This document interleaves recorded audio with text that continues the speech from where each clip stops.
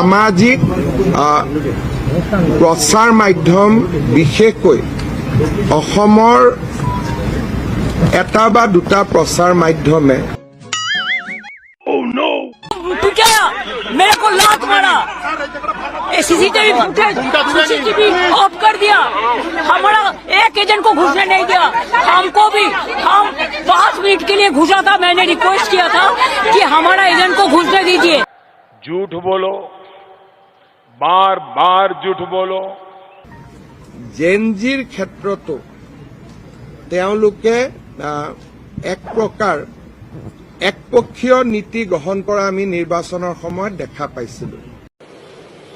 अच्छा ठीक है।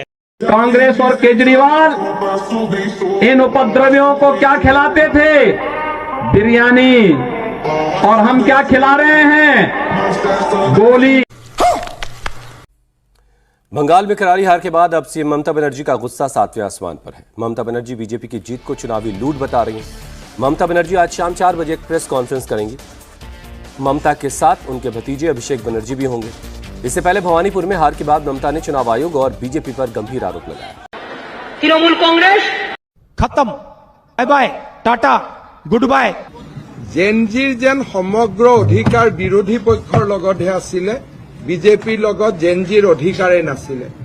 মই আপোনালোকক জনাবলৈ পাই ভাল পাইছো যে ভাৰতীয় জনতা পাৰ্টীয়ে আগবঢ়োৱা সকলোবোৰ যুৱ প্ৰাৰ্থী এই নিৰ্বাচনত বিজয়ী হৈছে।